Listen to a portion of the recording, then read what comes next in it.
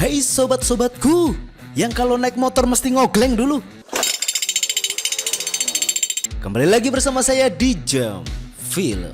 Oke bro, kali ini saya akan kembali mengulas film-film yang lagi-lagi tidak family friendly. Tentunya dapat memberikan dosis kebrutalan bagi jiwa-jiwa kalian yang sudah bosan dengan kelembutan.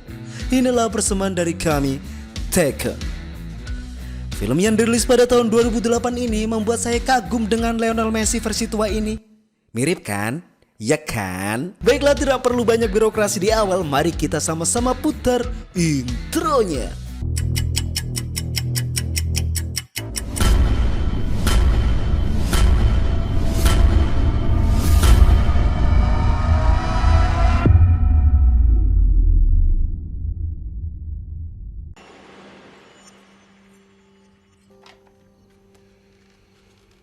Langsung saja cerita ini akan dimulai dengan kita diperkenalkan dengan seorang bapak duda bernama Brian, yang di malam itu dia ingat bahwa besok adalah hari ulang tahun anak putrinya. Sehingga di esok paginya Brian beranjak ke sebuah toko untuk membelikan hadiah untuk putrinya, yaitu sebuah alat musik untuk karaoke, yang dikarenakan sang anak dari dulu memang bercita-cita ingin menjadi seorang LC, maksud saya seorang penyanyi. Hingga hari perayaan pun tiba, Brian datang ke pesta putrinya yang memang dari dulu tinggal dengan mantan istrinya beserta suami barunya, sehingga Brian sebenarnya pahit untuk menginjakan kaki di sini. Namun semua itu demi putri yang dicintainya. Ketika sang anak tahu ada ayahnya di sana, dia pun gembira. Kita panggil saja anak ini Kim. A karaoke machine?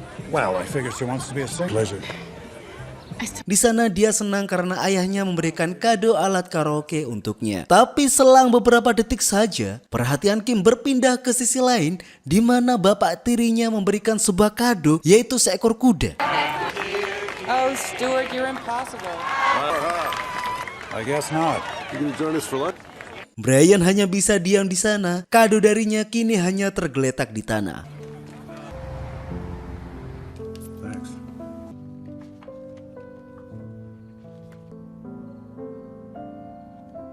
Singkat cerita, malam pun tiba. Brian kedatangan bapak-bapak kompleks yang selalu mempunyai acara rutin yang hanya sekedar nongkrong bersama dan membahas janda-janda liar di luar sana. Yeah? How's that going? 17. To Kim. Di cangkruk sederhananya itu, mereka saling bercanda satu sama lain hingga si Sam menawarinya sebuah pekerjaan untuk menjadi bodyguard dari seorang penyanyi terkenal yang akan mengadakan sebuah konser, dan Brian sebagai veteran pasukan khusus pun menerima tawaran tersebut.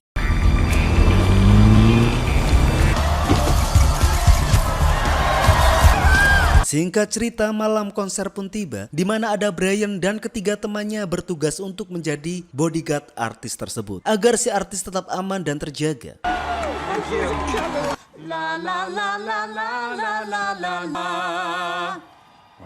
Di dalam backstage, Brian sungguh terpukau dengan artis itu, kita sebut saja dia Sarah, dan Brian pun mengatakan bahwa putrinya juga memiliki cita-cita untuk menjadi seorang penyanyi sepertinya. Singkat waktu, konser pun selesai, dan di malam itu secara mengejutkan bahwa pihak I.O telah kejebolan, yang dimana para fan berhasil membobol pagar dan mengejar sang penyanyi. Dan ketika si penyanyi diamankan oleh Brian,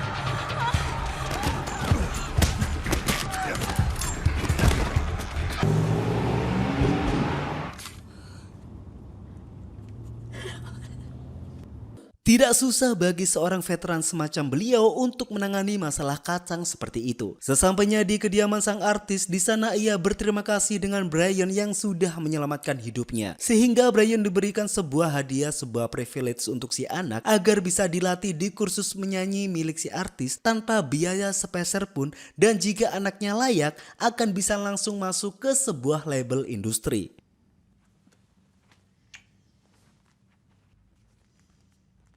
Keesokan harinya di sebuah resto, Brian memenuhi ajakan dari putrinya untuk bertemu. Yang tanpa disangka ternyata ada sang mantan istri juga yang mengintil si Kim. Dan ternyata di hari itu Kim bertujuan untuk meminta izin kepada Brian yang selaku ayah kandungnya untuk menandatangani sebuah surat legalitas agar Kim bisa pergi ke Prancis bersama temannya yang bernama Amanda untuk liburan. Dikarenakan usia Kim ini masih di bawah 18 tahun. Di sana Brian sangat tegas untuk tidak memberikan izin karena dia sangat khawatir dengan Kim. Brian tahu betul kejamnya dunia luar, tidak seperti negeri dongeng yang aman-aman saja. Terlebih lagi Kim masih anak 17 tahun yang taunya hanya update story saja. Di sana Kim sangat kecewa, begitupun dengan ibunya yang meremehkan kekhawatiran dari Brian.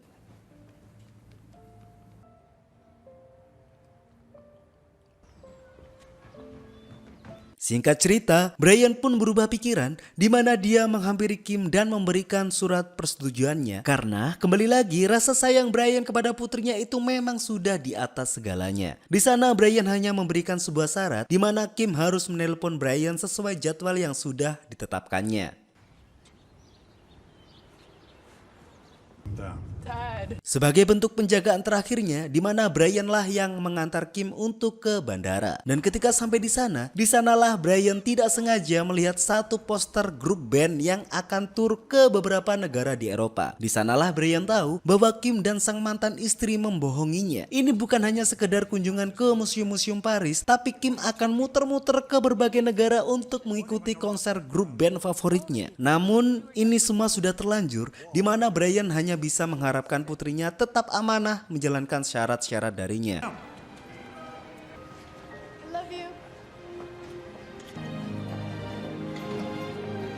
Singkat cerita, Kim dan Amanda pun sampai di negara Prancis dan sesampainya mereka mau mencari taksi untuk menuju ke hotel, mereka bertemu dengan anak muda bernama Peter. Pemuda itu sungguh pandai berbincang-bincang dan pemuda itu mengatakan bahwa taksi di sini mahal sehingga Peter menawari mereka untuk sebuah tumpangan agar mereka bisa ke hotel yang mereka tuju. It's actually my cousin. Ketika sesampainya di depan hotel, lagi-lagi Peter ini pintar sekali bersilat lidah. Alih-alih Peter menawari mereka untuk menghadiri pesta anak muda nanti malam. Sehingga Peter ini bisa tahu lantai dan nomor kamar dari Kim dan juga Amanda.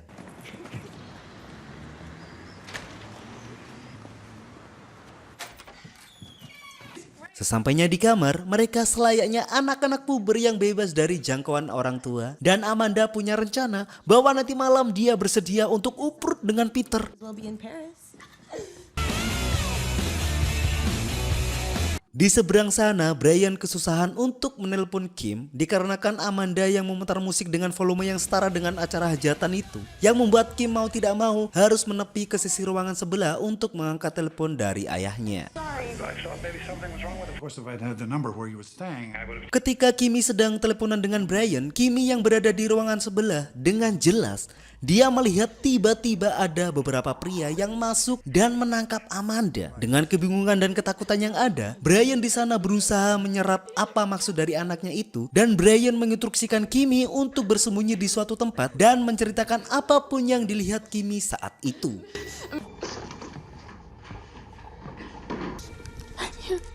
Now, the next part. Kim, stay focused, baby. This is key. Or concentrate. Shout out everything you see about them.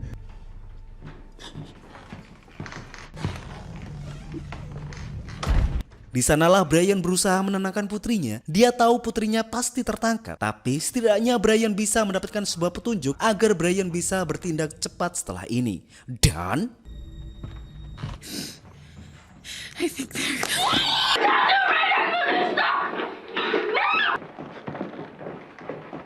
Kimi berteriak ciri-ciri dari orang-orang yang menangkapnya agar Brian bisa dengar dari balik telepon sana. Dan ketika telepon Kimi dipegang oleh si penculik, di sanalah Brian mengatakan, "Kemanapun kalian pergi, aku akan menemukan kalian." I will find you. Ngeri! I need a favor. Langsung saja Brian bergegas menuju ke rumah mantan istrinya dan mengirim rekaman suara telepon yang direkamnya tadi kepada Sam temannya. Sesampainya di sana, Brian mengatakan bahwa Kim itu diculik, menanyakan apakah ayah tirinya itu punya musuh bisnis di luar negeri sana dan berusaha mencari benda apapun di kamar Kimi untuk mencari petunjuk. Jelas Brian tidak tahu apa motif mereka menculik Kimi. Please get her back to Sam. Sebelum Sam temannya yang ternyata juga pensiunan polisi itu menelpon dan memberi sebuah informasi untuk Brian. Sam mendapatkan info berdasarkan rekaman yang dikirim Brian tadi bahwa si penculik mereka berbahasa Albania dan dialek mereka nampak berasal dari distrik Tropoja, tempatnya para perompak. Dan infonya ada seorang bos penjahat yang bernama Marko Hoxha yang baru pindah ke Paris 6 bulan yang lalu, dan kelompok ini adalah penjahat di sektor perdagangan wanita. Dan cara kerja mereka adalah mereka akan menyelundupkan para wanita, lalu para wanita itu akan dibuat kecanduan narkoba, dan akhirnya wanita-wanita itu akan dikirim ke berbagai negara untuk menjadi pelacur. Dan Sam juga mengatakan peluang waktu untuk bisa menemukan Kim kembali hanya 96 jam sejak dia diculik. Selebih dari itu, Brian tidak akan bisa menemukan Kim untuk selamanya.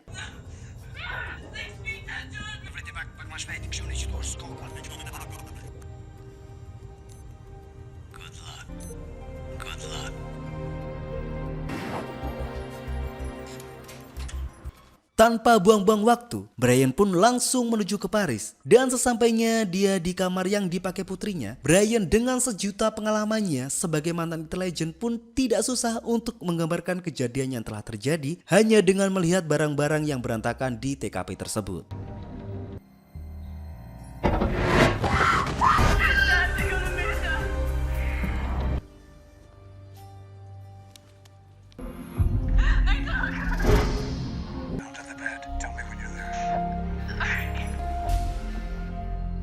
Stay focused, baby. Eye color, tall, short, scars. Anything you see, you...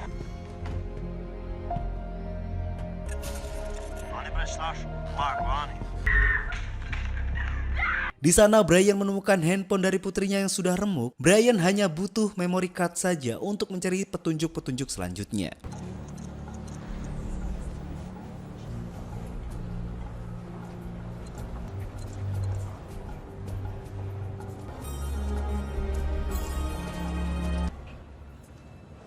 Kita kembali diperlihatkan Peter yang sedang beraksi, di mana dia menggunakan cara yang sama dengan template yang sama sehingga kata-kata yang dilontarkannya sudah di luar kepala. Dan ketika si Peter hampir berhasil mendapatkan targetnya, Eyes into your lungs. The two American girls, where are they? orang sekaliber Brian tidaklah sulit untuk melumpuhkan seseorang dengan hitungan detik.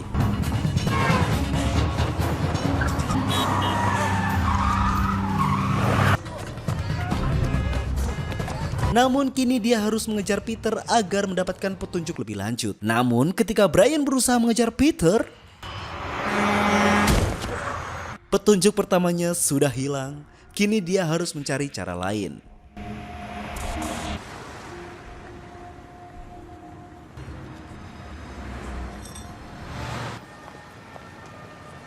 Peter pun tidak kehabisan cara, di mana dia bertemu dengan rekannya dulu yang sekarang dia sudah menjadi wakil direktur keamanan internal di negara Prancis. Sebut saja dia Jen. Di sana Jen hanya bisa membantu sekedarnya, dikarenakan Jen ini sudah bukan petugas lapangan lagi, dan menyarankan Brian untuk pulang dan menyerahkan ini ke pihak kepolisian. Namun Brian di sana masih sangat keras dan merasa kepolisian hanya kumpulan orang-orang lelet. Ditambah lagi, waktu Brian hanya 96 jam sebelum putrinya benar-benar tidak bisa ditemukan lagi. Brian, try not to make a...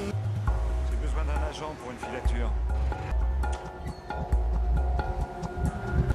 Setelah mendapatkan sedikit info dari Jen, bagaimana cara untuk bisa menemukan orang-orang Albania itu, yaitu di sebuah pangkalan lonte di distrik Porte, Brian pun tanpa banyak cakap langsung bergerak detik itu juga.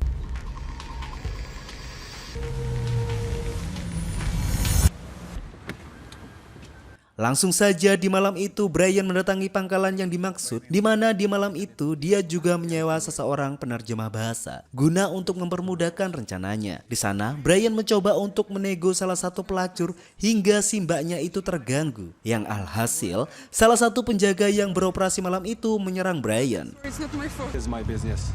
And if you're not spending money, your cost got away. Don't know nothing. Oh. Chill.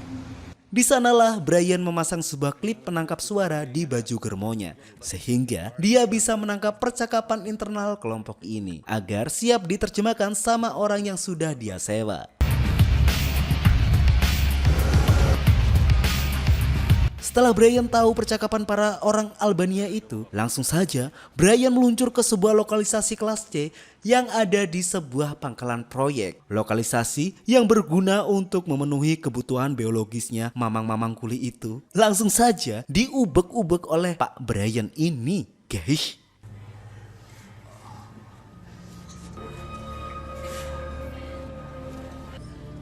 Di sana penuh dengan wanita-wanita teler akibat narkoba yang disuntikan ke mereka. Hingga Brian membuka sebuah bilik yang dimana ada jaket dari si Kimi.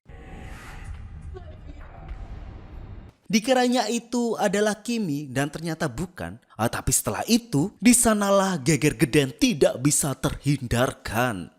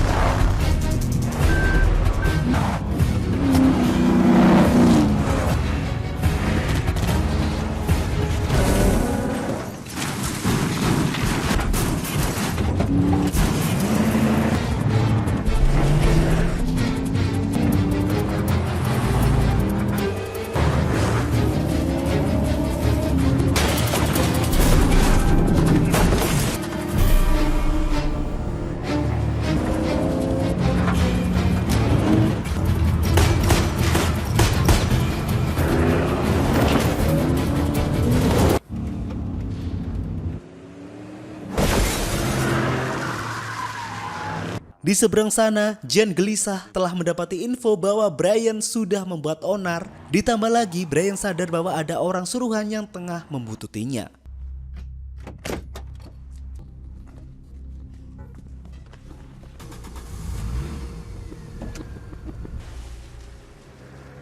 Sesampainya di sebuah Oyo model Paris, Brian pun merawat mbak-mbak yang malang itu. Dan dia berharap di esok paginya dia bisa menggali informasi dari mbak yang dibawanya itu.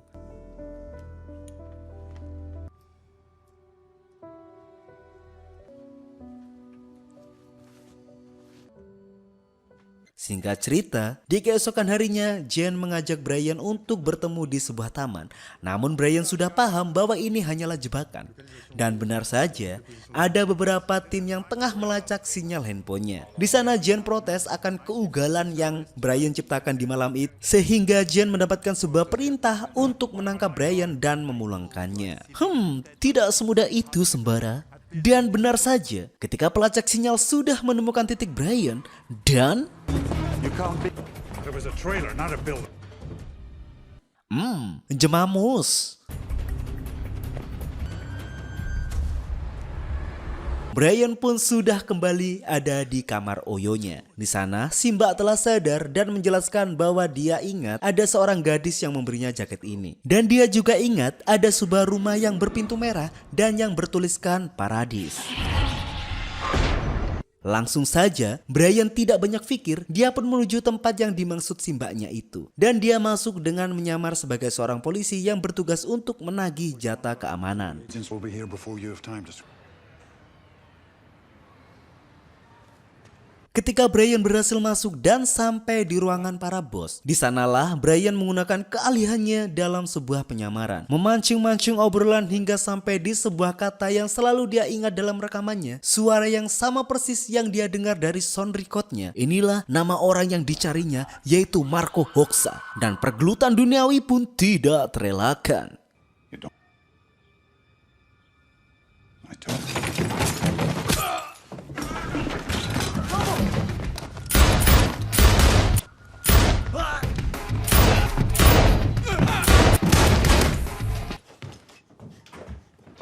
Setelah mengalahkan para bebengus itu, lanjut Brian membuka satu persatu kamar yang ada di rumah itu. Semuanya hanya berisi wanita-wanita teler yang tidak berdaya. Hingga Brian pun masuk ke sebuah kamar yang dimana di dalam kamar itu ada Amanda di sana. Yang sungguh sayang sekali bahwa Amanda sudah tewas karena overdosis.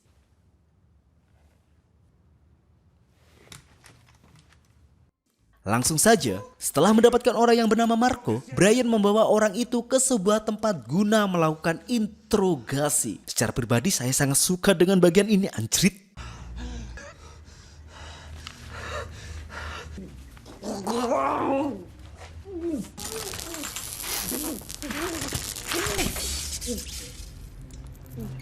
One was the countries we outsourced to had unreliable power grids. Tempers would get short. People would resort to things counterproductive. But here, the power is stable on all day.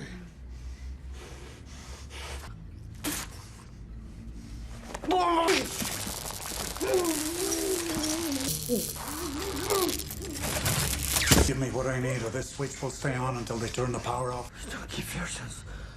Lumayan sulit untuk membuat Marco menyerah hingga membutuhkan 2 kali setruman untuk dia bisa mengaku. Yang dimana ternyata Kim, karena Kim ini adalah barang unggul dan masih perawan dan harganya bisa sangat mahal, Marco pun telah menjual ke seseorang yang bernama Saint Clair. Hanya itu yang bisa dia katakan.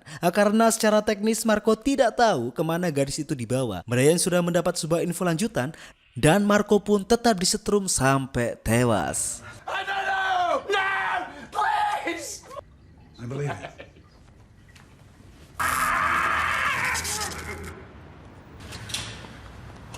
Lanjut, kita dibawa ke rumah Jen, di mana di malam itu secara pribadi dia terkejut ada Brian yang bertamu di rumahnya. Dan sebagaimana mestinya Jen curiga dan mengambil simpanan pistolnya. Up for the new one. Home every night for dinner. Friend has been thinking about relocating. Really? Yes. Find anything interesting? As a matter of fact, I did. In your office, I think. Mr. McCall. Awalnya masih tenang-tenang saja di meja makan tersebut, hingga Brian sudah tidak sabar lagi. Langsung saja dia to the point atas kehadirannya ke sini. Jen menodong pistolnya, mengatakan bahwa keterlibatannya hanya sebatas mendapat uang sogokan, tidak peduli dengan cara distribusi kerja mereka, dan Jen tidak tahu sama sekali. Dan ternyata sungguh memperlihatkan kelas dari Brian sungguh jauh dari Jen, di mana tembak yang Jen siapkan telah dikosongkan oleh Brian. Dan di sana Brian tidak main-main, dia menembak istri Jen di tempat yang tidak krusial tentunya, agar Jen segera angkat bicara. Dan mau tidak mau Jen membukakan sebuah file di mana Brian bisa tahu siapa itu Saint Clair dan di mana Brian bisa menemukan orang itu. Langsung saja datanglah Brian ke sebuah hotel berbintang yang dimana di sana ada orang yang bernama Saint Clair itu. Lagi-lagi, dengan keahliannya dalam sebuah penyamaran, tidak sulit untuk Brian bisa masuk ke dalam hotel itu. Hingga Brian menuju ke ruangan private yang dimana di sana si admin tidak menemukan daftar nama tamu yang dipakai untuk Brian menyamar. Dan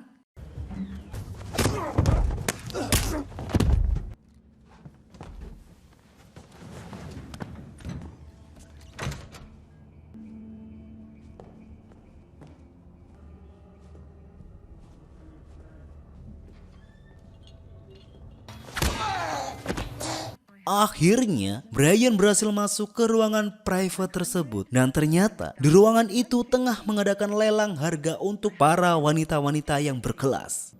May I serve? Sold for 250,000. Hingga tibalah wanita terakhir yang tersounding bahwa wanita ini yang spesial. Dan wanita ini adalah Kimmy, putri kesayangan Brian. Get out. 100. What you said? Fire. Di sanalah Brian langsung bertindak di mana Saint tidak berkutik di sana. Brian dengan teknik shadownya, dia menyuruh Saint untuk memenangkan harga lelangnya dan akhirnya harga akhir adalah $500,000. Dan tiba-tiba You will never get away. Mr. Brian tertangkap oleh pihak keamanan hotel, di mana kali ini penyamarannya telah terbongkar. Sehingga manajer hotel memberi perintah ke anak buahnya untuk membunuh Brian detik itu juga. Tapi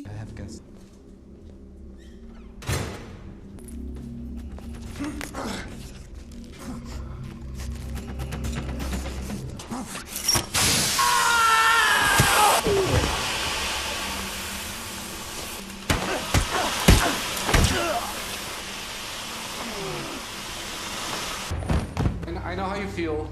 We should talk. Okay? We did. Where is she? Please. There's a business. It wasn't personal.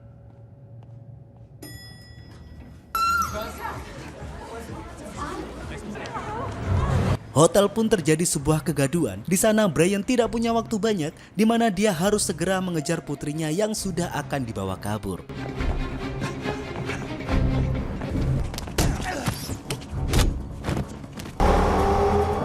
Dan ternyata Kimi dibawa ke sebuah kapal mewah, entah milik siapa. Namun di sana Brian tidak akan membiarkan mereka lolos.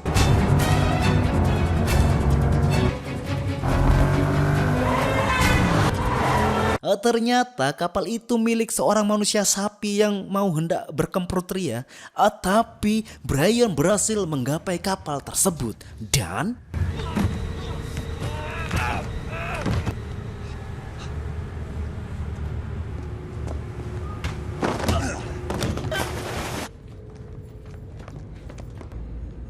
انت روح وصل البرس فسينا.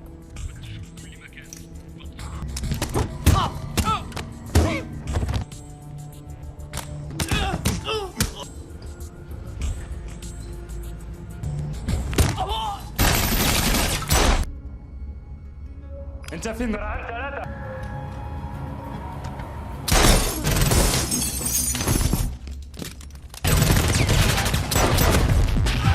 من هذا الشخص؟ ماذا يريد؟ إنه الأب يريد استرجاع ابنته.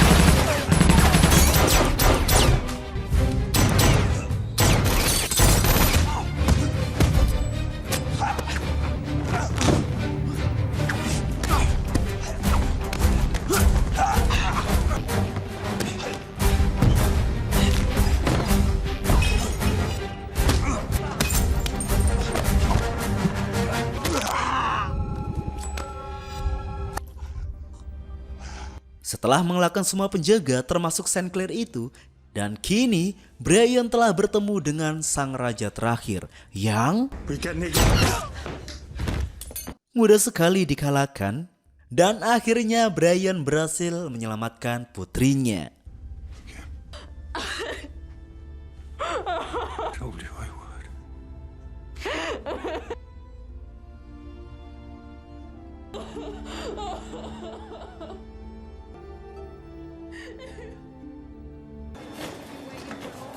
Sesampainya di bandara, sang ibu sungguh menangis bahagia. Brian telah berhasil membawa anak mereka berdua kembali. Loncat di keesokan harinya, di sana Brian membawa Kim ke rumah Sarah, yaitu penyanyi yang waktu itu diselamatkan oleh Brian. Dan Sarah pun menyambut Kimi dengan gembira. Dan film pun tamat. Akhir film yang sangat humanis. Pesan dari film ini adalah jangan gampang percaya sama orang, apalagi di masa-masa puber. Kalau bapakmu Brian sih gak masalah ya. Cukup sekian dari saya, sampai bertemu di video selanjutnya.